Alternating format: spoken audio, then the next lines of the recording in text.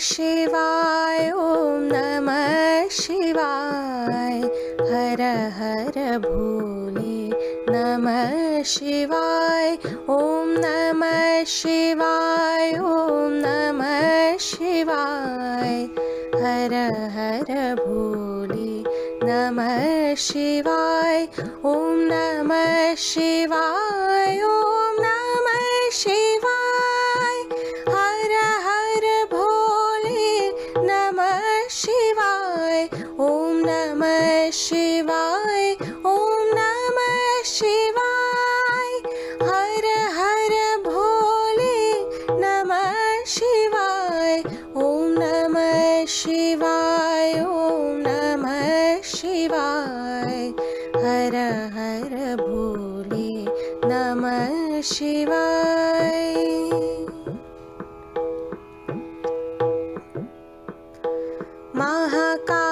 महाकालेश्वराय महाकालेश्वराय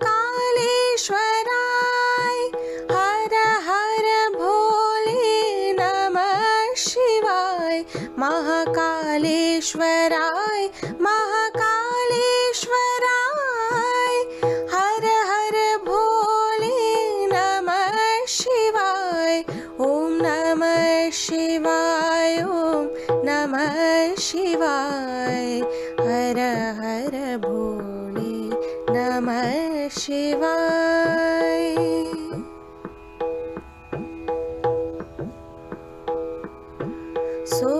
सोमेश्वराय शिव सोमेश्वराय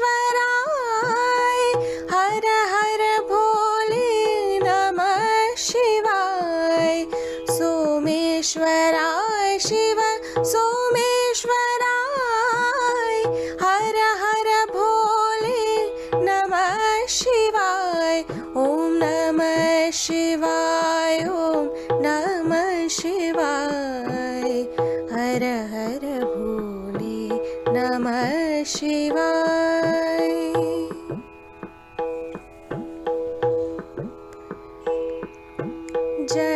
जटाधराय शिव जटाधराय हर हर भोले नमः शिवाय जटाधराय शिव जटाधराय हर हर भोले नमः शिवाय ॐ नमः शिवाय ॐ नमः शिवाय हर हर भोले नमः शिवाय ॐ नमः शिवाय ॐ नमः शिवाय हर हर भोले नमः शिवाय हर हर भोले नमः शिवाय हर हर भोले नमः शिवाय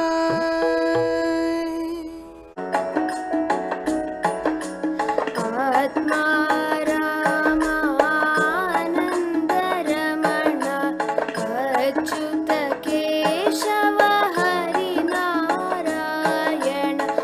आत्मा रामानन्द रमण अच्युत केशव हरिनारायण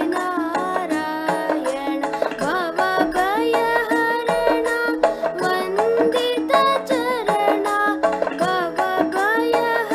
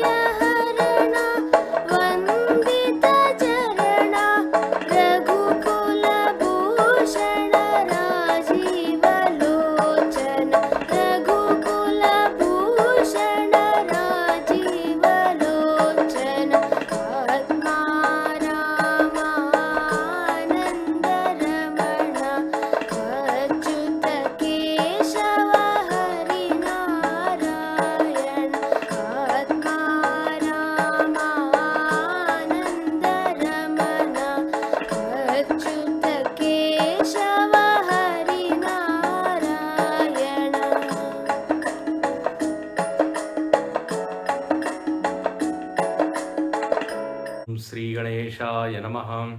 ओम श्री सरस्वत्यै नमः। ओम श्री गुरुभ्यो नमः।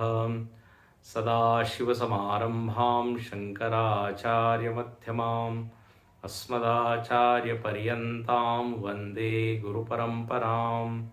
समस्तजनकल्याणे निरतं करुणामयं नमामि चिन्मयं देवं सद्गुरुं ब्रह्मविद्वरम्। नीलाम्बुजश्यामलकोमलाङ्गं सीतासमारोपितवामभागं पाणौ महासायकचारुचापं नमामि रामं रघुवंशनाथम्। अतुलितबलधामं हेमशैलाभदेहं धनुजवनकृशानुं ज्ञानिनामग्रगण्यं सकलगुणनिधानं वानराणामधीशं रघुपतिप्रियभक्तं वातजातं नमामि। प्रभु श्री रामचंद्र जी विभीषण जी को धर्म रथ बता रहे हैं। इसको विजय रथ भी कहते हैं और यह वास्तव में एक रूपक है। रथ का रूपक यहाँ दिया गया है और इस रूपक के माध्यम से भगवान हमें ये बताते हैं कि जीवन में यदि वास्तव में विजय प्राप्त करनी है तो इन सारे सद्गुणों को, जीवन मूल्यों को, सद्वृत्तियों को धारण करना चाहिए। जैसे उन्होंने कहा कि रथ में जब तक पहिया नहीं होगा उसमें कोई गति नहीं होगी। तो जीवन में जब तक शौर्य और धैर्य न हो हमारा जीवन आगे नहीं बढ़ सकता। जीवन में हम प्रगति नहीं कर सकते,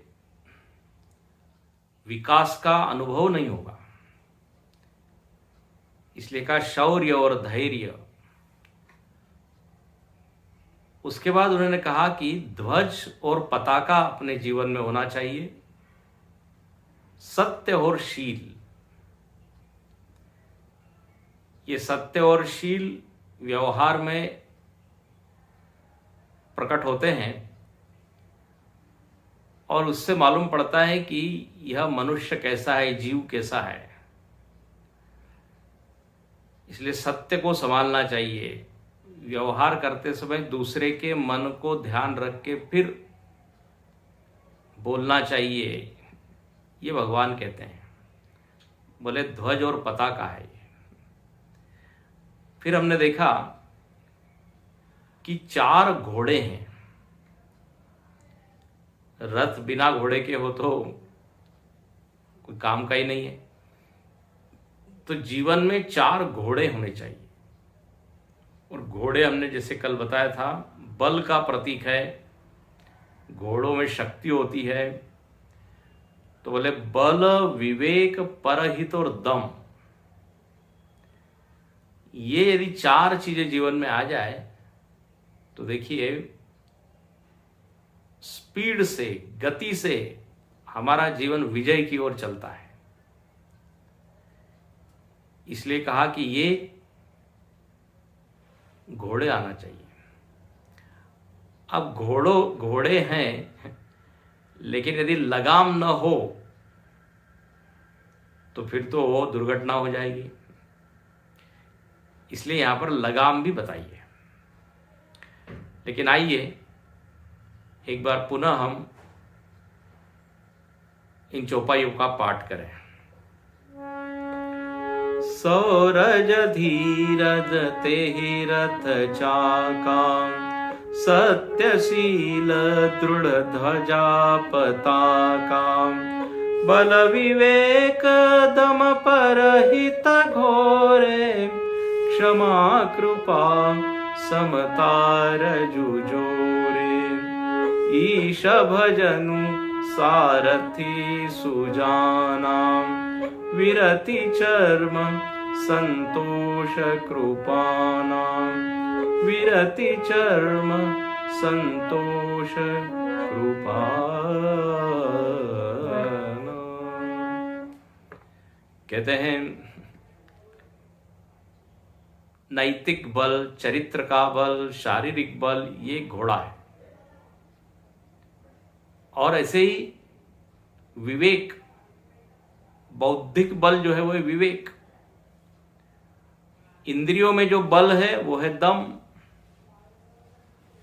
और जो पुण्य का एक बल है वो है परहित। तो बोले ये घोड़े हो। और लगाम क्या है? तो बोले क्षमा, कृपा, समता, रजु जोड़े। रजु मतलब रज्जू, रस्सी, लगाम। तो बोले क्षमा नाम की एक लगाम है। देखिए, साधन या वाहन कितना भी महंगा हो, लेकिन यदि उसमें ब्रेक न हो तो वो वाहन हमारे लिए बहुत ही घातक है। हाँ, उस वाहन की कोई कीमत नहीं यदि उसमें ब्रेक ना हो तो। आप चाहे मर्सिडीज लेके आइए, BMW लेके आइए, सब चीज बढ़िया है, लेकिन बस ब्रेक नहीं है। यदि ब्रेक नहीं होगा तो दुर्घटना। इसलिए यहां पर कहते हैं लगाम एक तरह से क्या है, ब्रेक है।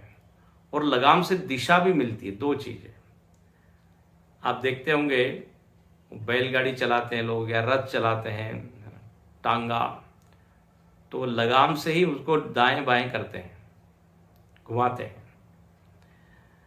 तो डायरेक्शन भी मिलती है लगाम से, और उसको खींच लेते हैं तो रुक जाता है घोड़ा। तो मैंने देखिए, ये जो बल नाम का घोड़ा है, इसके साथ क्षमा नाम की लगाम जोड़ दीजिए। इसका अर्थ ये होता है कि हमारे पास बल तो बहुत हो, लेकिन क्षमा वृत्ति न हो। क्षमा का अर्थ है कि यदि किसी ने कुछ अपराध भी कर दिया, लेकिन फिर भी अपना चित्त अविक्रिय बने रहे, विकार न आए, तो बोले सर्वोत्तम क्षमा है। किसी ने अपमान किया, अपराध किया, निंदा की, लेकिन मन में कोई अशांति, मन में कोई क्रोध न आए, तो बोले सर्वोत्तम क्षमा है। क्षमा का सर्वोत्तम रूप। दूसरा कहते हैं, अपमान का हमको बोध तो है कि इसने अपमान किया है, लेकिन हम उसको भूल जाए, तो बोले दूसरे नंबर की क्षमा है। याद है उसने ऐसा ऐसा निंदा की, अपमान किया, लेकिन कुछ नहीं दंड दिया। और तीसरी क्षमा क्या? जिसने अपराध किया वो आता है, हमको क्षमा कीजिए, और जब हम क्षमा कर देते हैं उसको मांगने पर, तो फिर ये क्या, तीसरी क्रमांक की क्षमा। तो क्षमा के भी विविध रूप हैं, लेकिन ऐसा लिखते हैं कि क्षमा वीरस्य भूषणम। जो किसी को दंड दे सकता है, वो यदि क्षमा करे, तब तो उस क्षमा में शोभा है। इसलिए वो एक कविता में लिखा भी है, क्षमा सोहती उस भुजंग को जिसमें गरल हो। उसमें क्या जो दंतहीन विनीत सरल हो। तो जो किसी को दंड दे सकता है, लेकिन फिर भी उसने अपने उदार मन से उसको वो भूल गया या छोड़ दिया, तो देखो बल तो है किसी के पास और क्षमा कर ही नहीं रहा है, केवल दंड ही दंड दे रहा है, केवल बदला ही ले रहा है, केवल झगड़ा ही कर रहा है, प्रतिशोध ही ले रहा है, तो बोले उससे कोई आपकी प्रगति होने वाली नहीं है। हमको क्षमा करते आना चाहिए। कई बार देखिए, हम लोग अपेक्षा करते कि सामने वाला हमको क्षमा करे, तो जब हम क्षमा की अपेक्षा करते हैं तो फिर हमको भी करना चाहिए। हम तो सबसे अपेक्षा करें कि हमको हमारी गलती पर कोई क्षमा करें, लेकिन हम किसी को नहीं करेंगे, हम तो दंड देंगे। बोले ये ठीक नहीं है। तो बल आप बढ़ाइए, लेकिन साथ में एक अंतःकरण का एक भाग, एक उसमें कोमलता होनी चाहिए, करुणा होनी चाहिए। तो ये है बल नाम का जो घोड़ा है उसके लिए क्षमा नाम की रस्सी। फिर कहते हैं विवेक। विवेक का जो घोड़ा है उसका संबंध है समता से। समता रूपी लगाम से आप विवेक रूपी घोड़े को संभालिए। बहुत ही सुंदर। देखिए, समता मतलब क्या? समता मतलब राग द्वेष का न होना। राग द्वेष का क्या? अभाव। और गीता में बार बार समत्व की बात की गई। समत्वम योग उच्यते। भले योग मतलब बस समभाव में स्थित रहना। केवल शीर्षासन करना ही योग नहीं है, प्राणायाम करना ही योग नहीं है। मन में न बहुत ज्यादा राग, न बहुत ज्यादा द्वेष। प्रायः हम अपने मन को इन दो भागों में बांट देते हैं। पूरे जगत को भी हमने दो चीजों में बांट दिया है। ये मुझको अच्छा लगता है, ये अच्छा नहीं लगता। व्यक्ति, वस्तु, परिस्थिति। और जहां ये राग द्वेष आ गए तो विषमता आ गई। और जहां विषमता आ गई फिर वहां विवेक नहीं रहता। ध्यान से सुनना। विषमता और अविवेक ये साथ में चलते हैं, और समता और विवेक। यदि बुद्धि में समता बनी रहेगी तो विवेक जागृत रहता है। देखो, विदुर जी जो है वो विवेकी है, क्योंकि वो समदृष्टि है, उनमें राग द्वेष नहीं है। धृतराष्ट्र को बहुत बार समझाते हैं। धृतराष्ट्र में विषम बुद्धि है। दुर्योधन के प्रति तो अति मोह, अति स्नेह, और युधिष्ठिर आदि के प्रति द्वेष भाव। बार बार उसका मन दुर्योधन की ओर ही जाता है। हालांकि विदुर जी कई बार समझाते हैं।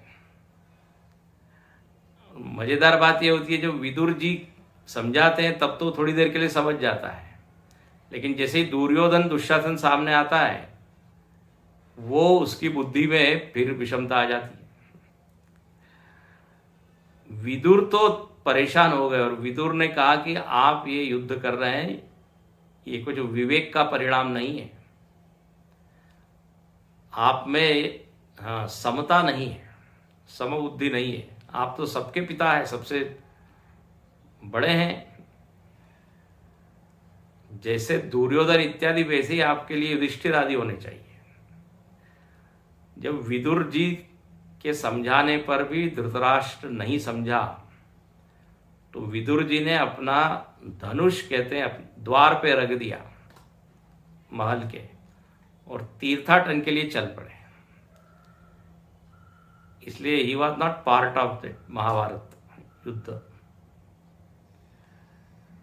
तो देखिए, अविवेक के कारण ही तो युद्ध हुआ ना।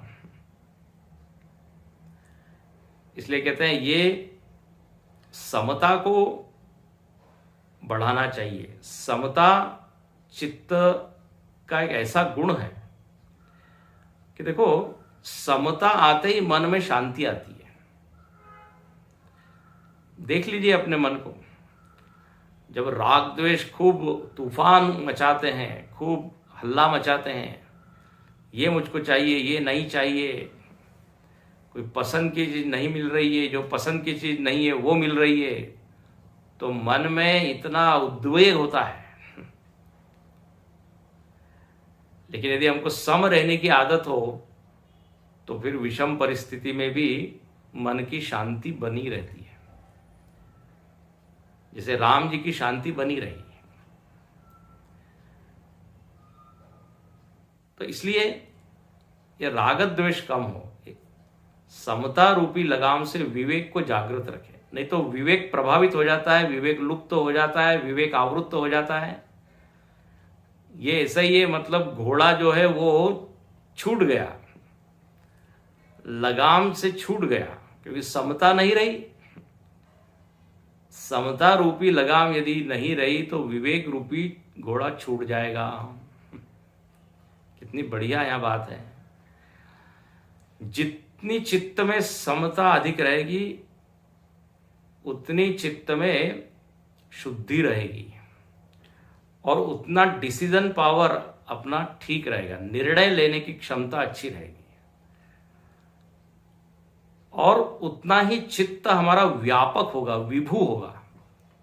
ध्यान से सुनना, समता के कारण चित्त में विभुता आती है, व्यापकता आती है।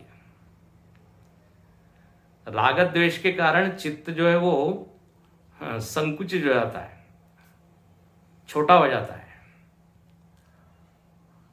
और जहां चित्त छोटा हुआ तो निर्णय भी गलत निकलेंगे, निर्णय प्रभावित होते हैं। इसलिए कहते हैं कि ये समता एक बहुत ही महत्वपूर्ण ऐसा एक गुण है जीवन में, यदि विजय आनी है तो। और समता देखिए, परिस्थिति में समता रखनी पड़ती है, शीत उष्ण इत्यादि में, फिर सुख दुख इत्यादि में। उसके बाद व्यक्तियों के कांटेक्ट में हम लोग आते रहते हैं, समाज के सभी लोग हैं, उन लोगों में भी हमारी समबुद्धि होनी चाहिए। एक को बहुत पसंद कर रहे हैं, एक को बिल्कुल देखना नहीं चाहते, तो फिर उसके साथ हम अन्याय कर देते हैं। एक के साथ उसका साइड ले लेंगे, पक्षपाती हो जाएंगे, और दूसरे में गुण होते हुए भी उसकी उपेक्षा करेंगे, अन्याय करेंगे, गलत व्यवहार करेंगे। अब जैसे जो उत्तानपाद राजा था, उसकी 2 रानियां जो थी, सुनीति और सुरुचि। अब सुरुचि में राग होने के कारण बताइए, उसके पुत्र को तो बिठाता है गोद में, लेकिन सुनीति के पुत्र जो ध्रुव है उसको बैठने नहीं देता। हो गया ना ये। तो जहां विषमता आ गई वहां फिर अविवेक, और अविवेक आ गया तो फिर पक्षपात, अन्याय, ये सब होगा। इसलिए यहाँ बहुत ही अच्छा हम लोगों के लिए मार्गदर्शन किया है कि भाई विवेक को यदि आपको संभालना है तो चित्त को ज्यादा विषम मत होने दीजिए। तो इस तरह ये एक घोड़ा हो गया।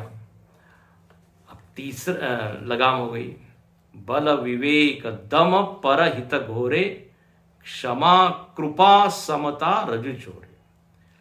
तो बल रूपी जो घोड़ा है, बल जो घोड़ा है उसके साथ क्षमा लगाम, विवेक जो घोड़ा है उसके साथ अभी अभी देखा समता, और परहित नाम का जो घोड़ा है बोले उसके साथ कृपा को रखिए। कृपा रूपी लगाम से परहित को संभाल लीजिए। अब देखिए, परहित मतलब थोड़ा निस्वार्थ जीवन जीना, थोड़ा समाज के लिए, देश के लिए कुछ बलिदान करना। तो परहित धन है, शक्ति है, समय है, उसी को सामान्य भाषा में बोलते पुण्य। तो ये पुण्य की भी बहुत जरूरत है। देखो, पुण्य को यहाँ घोड़ा कहा है। जीवन में कई बार होता है कि 2-4 लोग काम करते हैं, प्रयत्न सभी करते हैं, लेकिन किसी के पास पुण्य की पूंजी न होने के कारण उसको उतना यश मिलता नहीं। हम पीछे बता चुके हैं, उतनी सफलता मिलती नहीं। इसलिए हर क्षण पुण्य को बढ़ाते रहना चाहिए, बढ़ाते रहना चाहिए जहां मौका मिले। अच्छा, पुण्य एक ऐसी चीज है हम हमेशा कर सकते हैं, चॉइस हमको दी हुई है, अनेक मौके हमको आते हैं, अवसर आते हैं पुण्य करने के, हम गवा देते हैं। तो बोले पुण्य घोड़ा होगा, पुण्य नाम का घोड़ा, तो खूब व्यक्तित्व में बल रहेगा। और जब ऐसी विकट और क्या कहते हैं संकट आते हैं, विकट परिस्थितियां आती है, संकट आते हैं, तब ये पुण्य ही बचाता है। कई बार लोग कहते हैं अरे मैं तो बिल्कुल गया ही था एकदम, लेकिन किसी पूर्व जन्म के पुण्य के कारण बच गया। लोग बोलते हैं ना, कोई पुण्य का उदय हुआ, पुण्योदय। अच्छा, तो अब ये पुण्य तो बढ़िया घोड़ा है। बोले अब इसको कृपा के रस्सी से क्या कीजिए, संभाल लीजिए। देखिए इसका क्या अर्थ है, कृपा को यहाँ लगाम कहा है। मतलब ऐसा है कि परहित करते समय हम अपने अहंकार को जरा कम करें। कई बार नहीं तो ये होता है पुण्य के कारण अहंकार बढ़ जाता है, मैं इतना पुण्यवान हूँ। अच्छा, पुण्य में एक प्रदर्शन करने की वृत्ति हो जाती है। हाँ, अपना फोटो खिंचाते हैं लोग, पेपर में नाम छपवाते हैं। तो बोले नहीं, यहाँ पे एक शब्द है कृपा। इसका ऐसा अर्थ है कि भगवान ने हम पर कृपा की है और हमको ये अवसर दिया है परहित करने का। ऐसा एक विनम्र भाव, अभिमान नहीं हो कि देखो सब लोग बेचारे हैं, दुखी, और अब मैं जा रहा हूं सबका कल्याण करने के लिए। भीतर एक ये भाव बना रहे कि ये तो भगवान की कृपा है और ये समाज भगवान ही है और भगवान ने मुझको अवसर दिया है सेवा करने का। सभी लोगों के पास ये भाग्य नहीं है। देखिए, सेवा वही कर सकता है जो सुखी हो, सेवा वही कर सकता है जिसके पास कुछ धन हो, तब तो दान कर सकता है। सेवा वही कर सकता है जिसका शरीर अच्छा हो, स्वयं ही रोगी है तो फिर उसी को सेवा की जरूरत पड़ेगी। तो यदि हम सेवा के योग्य हो पा रहे हैं, परहित के योग्य, तो समझ लीजिए भगवान की बड़ी कृपा है। तो कृपा के द्वारा अपने इस परहित के घोड़े को संभाल लीजिए, नहीं तो अभिमान आने में देर नहीं लगती। प्रभुता पाई जाहि मद नाई, थोड़ी किसी को कुछ बड़ी चीज मिल जाती है तो मद आ जाता है एकदम। बहुत ही कम लोग ऐसे हैं जिनको अभिमान होता नहीं। तो बोले सतत ये कृपा रूपी लगाम रखनी चाहिए। ठीक है, तो पहिए हो गए, ध्वज पताका हो गई, घोड़े हो गए, लगाम हो गई। अब ये लगाम जिसके हाथ में होती है उसको कहते हैं सारथी। तो बोले इस विजय रथ के लिए, धर्म रथ के लिए एक सारथी चाहिए। और सारथी की तो बहुत बड़ी भूमिका होती है। सारथी मतलब क्या, जो लगाम को हाथ में रखे और लगाम के द्वारा घोड़ों का वेग बढ़ाए, वेग कम करे, दिशा दे। लगाम अपने आप से तो कुछ कर नहीं सकती। तो सारथी, यहां पर सारथी किसको बोला है, तो बोले ईश भजन। भगवत भजन ही सारथी है। और कैसा सारथी है, सुजाना। ईश भजन सारथी सुजाना। सुजाना का मतलब था बड़ा चतुर, बड़ा समझदार, बड़ा विवेकी, अच्छा सारथी। देखिए, हम लोग भी ड्राइवर कैसा चाहते हैं, जो बिल्कुल कुशल हो, जो बिल्कुल ट्रैफिक में भी से निकाल दे गाड़ी को, हाँ, सही समय पर पहुंचा दे, बिना एक्सीडेंट के, बार बार हम कहते हैं अरे अच्छा ड्राइवर देना। ड्राइविंग आती है कि नहीं तुमको ठीक से, हम कंफर्म करते हैं। तो सारथी अच्छा हो। अब आप देखते हैं महाभारत में अर्जुन के सारथी भगवान कृष्ण स्वयं है। और देखिए सारथी का काम केवल रथ को हाँकना नहीं होता, बड़ी बड़ी जिम्मेदारी उसकी होती है। सारथी का काम ये होता है कि उस रथ को ऐसे जगह ले जाए जहाँ पे कम क्या कहते हैं शत्रु है। उसके बाद सारथी का ये काम है कि यहाँ पर उसको मतलब घोड़ों की सेवा करनी पड़ती है। सारथी मतलब केवल रथ चलाना नहीं, भगवान कृष्ण जो है घोड़ों की सेवा करते थे। युद्ध में देखिए बाण घोड़ों को भी लगते थे, उनको भी घाव होते थे, तो मरहम पट्टी भगवान करते थे। सारथी का ये काम है। सारथी का काम है कि रथी के महल के सामने उस घोड़े को ठीक समय पे खड़ा कर दे और कहे कि आइए साहब बैठिए, रथ तैयार है। होता है ना। तो सारथी देखिए भगवान कृष्ण अर्जुन के सारथी बन गए। प्रेम के बस अर्जुन रथ हाक्यो भूल गए ठकुराई। जो पूरे जगत को चलाने वाले, हाँ, आज अर्जुन का रथ चला रहे हैं। अच्छा, एक तरफ तो ये, और कृष्ण भगवान सुजान क्या कहते हैं सारथी है। एक बार अर्जुन के जो घोड़े थे रथ के, उनको प्यास लगी। अब युद्ध भूमि में बीच में यदि उस रथ को खड़ा कर दिया जाए तो शत्रु को तो अच्छा चांस मिल जाएगा आक्रमण करने का। तो भगवान उस रथ को ऐसे जगह ले गए जहां पर अर्जुन ने बाण मारा उस जमीन पे और उसमें से पानी निकला। मतलब भगवान कृष्ण जानते थे कि यहां पानी मिलेगा, यहां पे रथ ले जाना चाहिए। जल का स्तर यहां कम है। अर्जुन ने एक बाण मारा है, पानी निकला, घोड़ों की प्यास बुझी। तो देखिए सारथी की बड़ी भूमिका है। कर्ण के पास भी सारथी है, उसका नाम है शल्य, और वो बिल्कुल विपरीत है कृष्ण के। वो शल्य जो है कर्ण की मदद तो नहीं करता, बल्कि और उसके उत्साह को भंग करता है।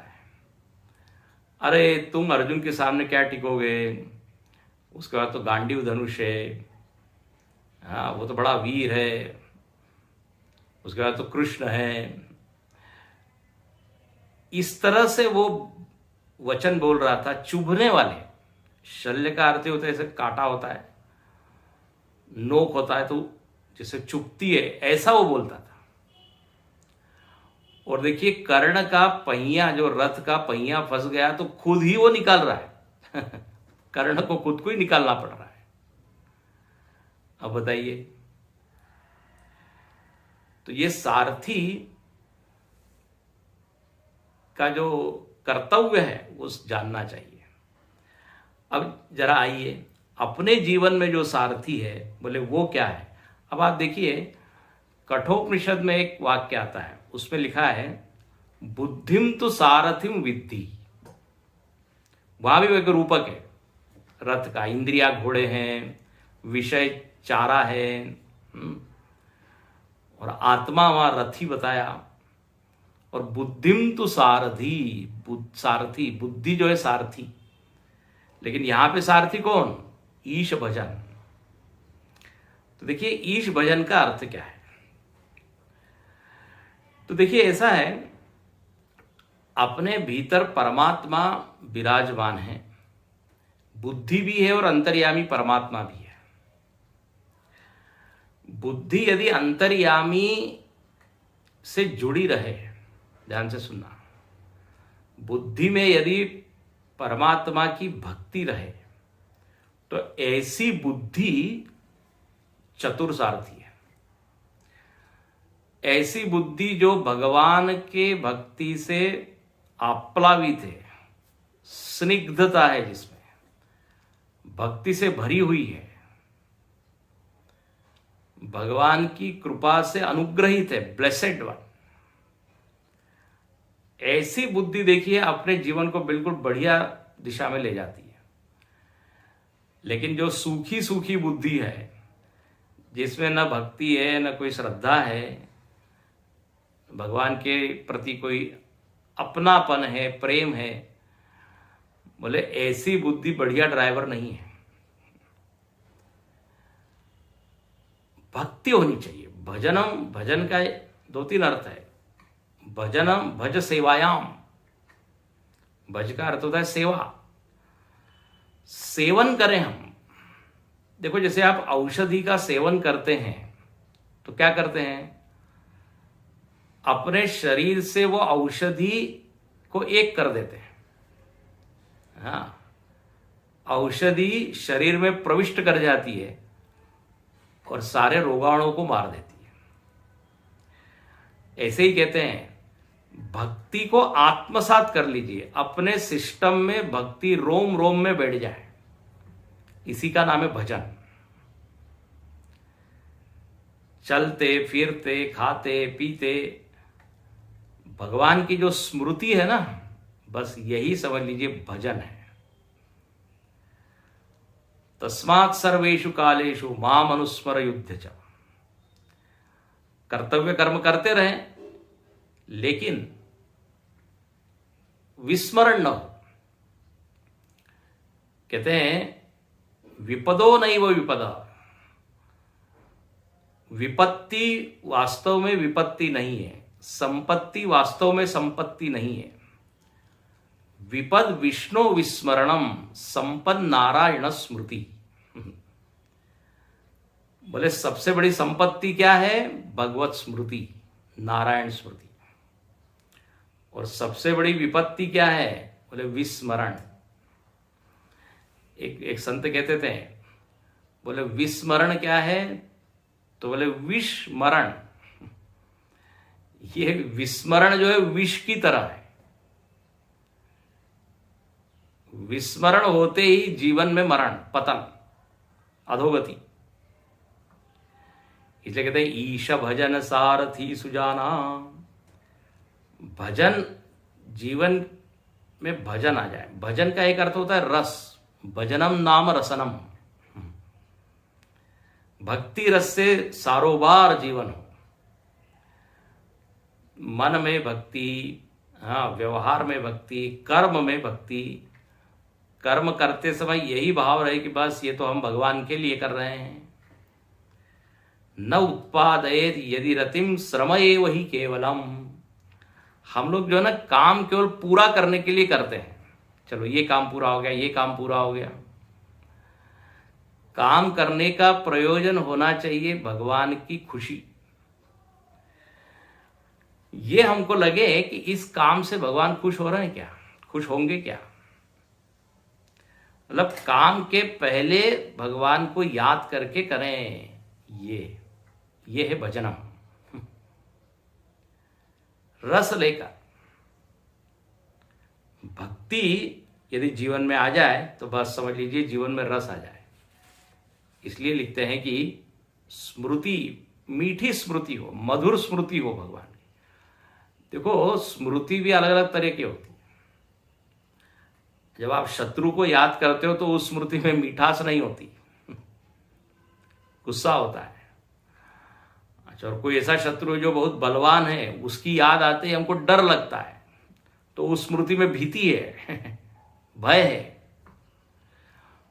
कंस को कृष्ण की याद आते ही डर लग रहा है, रावण को राम जी की याद आते ही गुस्सा आता है और उसको डर भी लगता है कि इतने राक्षसों को मार दिया है, मेरा नंबर है।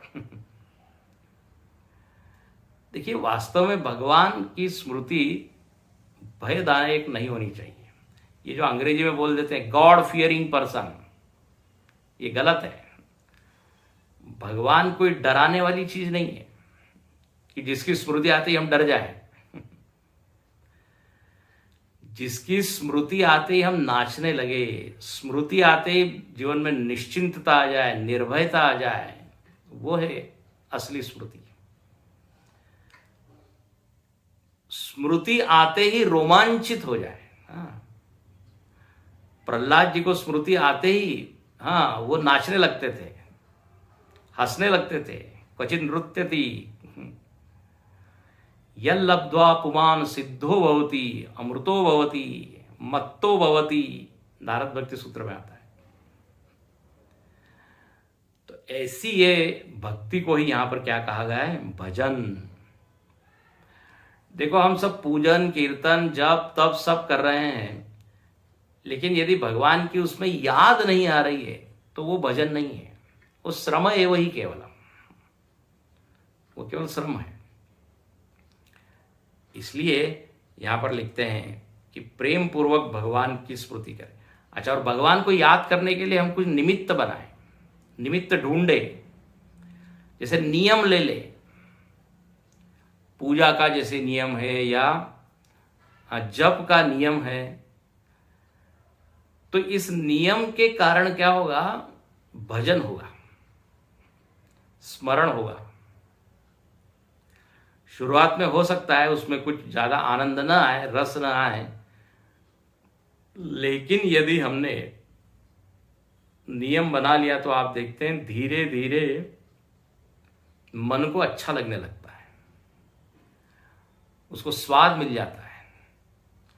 और फिर जिस दिन हम पूजा नहीं करते या जप नहीं करते, उस दिन मन जो है अंदर से कहता है आज तुमने हमको बढ़िया वाला भोजन नहीं दिया, आज वो आनंद नहीं आया।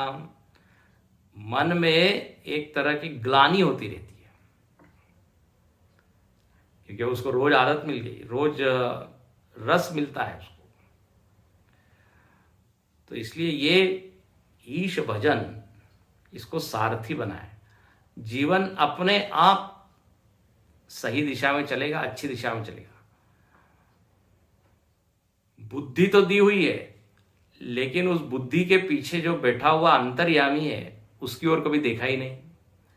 देखिए, जब ये भजन बहुत गाढ़ा हो जाता है, बढ़ जाता है, भक्ति बढ़ जाती है, तो भीतर से अंतर्यामी गाइड करता है, गाइड करते हुए दिखता है, अनुभव में आता है। पहले भी वो गाइड करता था, लेकिन उस समय हमारी बुद्धि उतनी समर्पित नहीं थी, बहिर्मुखी थी या स्थूल थी, तो वो सेंसिटिविटी नहीं थी, बुद्धि वो संकेतों को पकड़ नहीं पाती थी। लेकिन भक्ति आने के बाद भीतर से भी उसको संकेत दिखते हैं, बाहर से भी उसको संकेत दिखाई देते हैं कि भगवान क्या चाहते हैं, क्या नहीं चाहते हैं। ये बड़ी सूक्ष्म बात है। तो कहते हैं ऐसा ये भजन इस विजय रथ की ओर, विजय रथ को विजय की ओर बढ़ाने वाला है। तो ईश भजन सारथी सुजाना। ये देखिए, सारथी के हाथ में 4 घोड़ों की लगाम है। 4 घोड़े हमने क्या देखे? बल विवेक दम परहित, ये घोड़े हैं। ये चारों घोड़े ठीक रहते हैं यदि जीवन में भक्ति रहे तो। भक्ति रहे तो देखिए, बल होने पर भी हम विनम्र रहेंगे, है कि नहीं? विवेक हमारा शुद्ध बना रहेगा, क्योंकि भगवान आपकी बुद्धि को गाइड कर रहे हैं, तो उस विवेक में पक्षपात इत्यादि नहीं रहेगा। इसलिए ये सारथी बहुत सुंदर है। अब कहते हैं सारथी की भी बात हो गई, जीवन में भक्ति आ गई। अब वो रथ को लेके मानो कि हम चलते हैं कहाँ? युद्ध भूमि में। तो अब युद्ध भूमि में जाते हैं तो घोड़ा तो ठीक है, लगाम है, सारथी है। अब लेकिन सामने शत्रु खड़े हैं और शत्रु आक्रमण कर रहे हैं। तो उन आक्रमणों को झेलने के लिए ढाल की जरूरत है, ढाल। इसलिए अब आगे की जो चीज है वो है विरति चर्म संतोष कृपाणा। दो चीज, चर्म, चर्म का मतलब होता है ढाल, और वैराग्य क्या है? ढाल। विरति चर्म, बहुत ही बढ़िया है। देखो, ये विषय रूपी शत्रु हम पर आक्रमण करते रहते हैं, ठीक है ना। अब यदि वैराग्य रूपी ढाल न हो तो हम घायल हो जाए। वैराग्य की ढाल से विषयों के आघातों को हम सहन करें। शायद ही ऐसा कोई व्यक्ति है जो इन विषयों से प्रभावित हुआ न हो। एक एक विषय मारने के लिए काफी है, और जगत में तो अनंत विषय हैं। किस विषय के कारण कौन सा व्यक्ति कहां फंस जाए या गिर जाए कुछ पता नहीं। विषय को विष से भी अधिक घातक बताया है।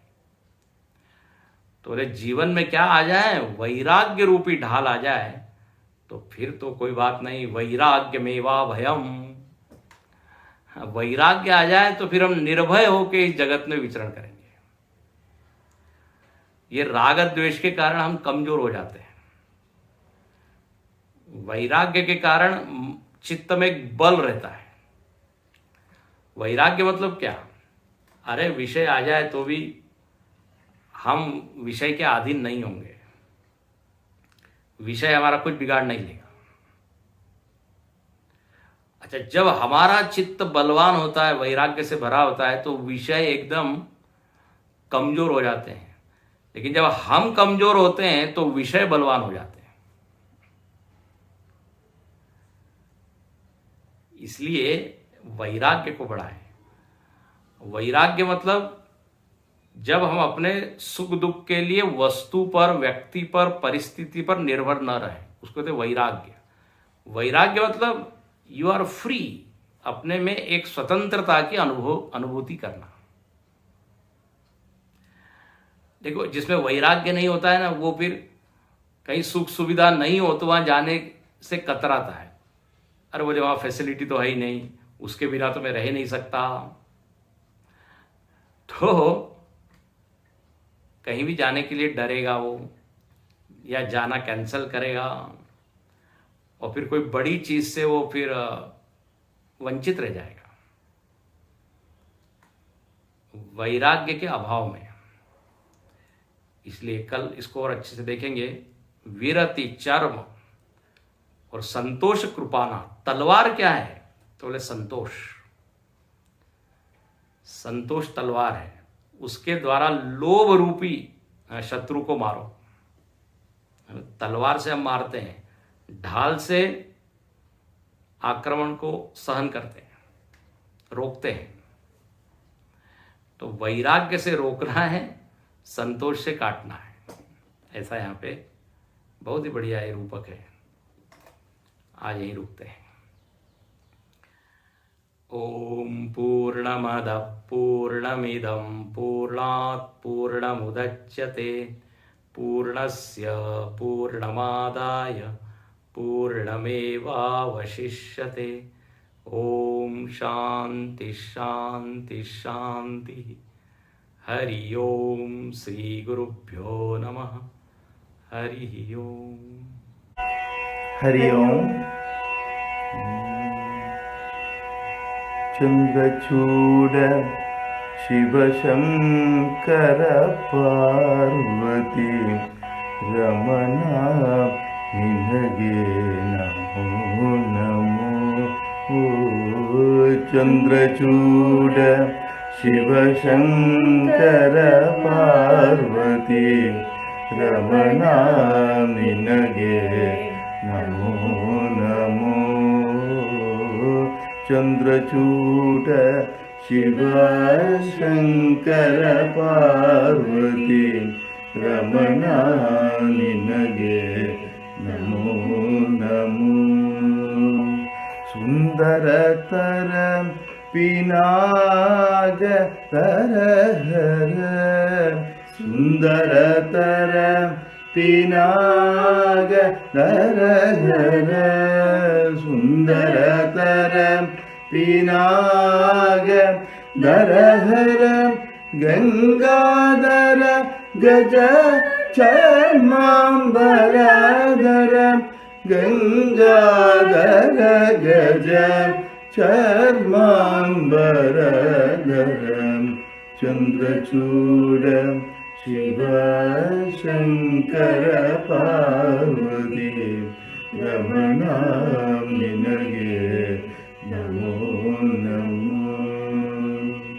ಕೊರಳಲಿ ವಸಿಮ ರುದ್ರಾಕ್ಷವು ಧರಿಸಿದ ಕೊರಳಲಿ ವಸಿಮ ರುದ್ರಾಕ್ಷವು ಧರಿಸಿದ ಪರಮ ವೈಷ್ಣವನು ನೀನೇ ಗರುಡ ಗಮನ ನಮ್ಮ ಪುರಂದರ ವಿಠಲನ ಗರುಡ ಗಮನ ನಮ್ಮ ಪುರಂದರ ವಿಠಲನ ಪ್ರಾಣ ಪ್ರಿಯನು ನೀನೇ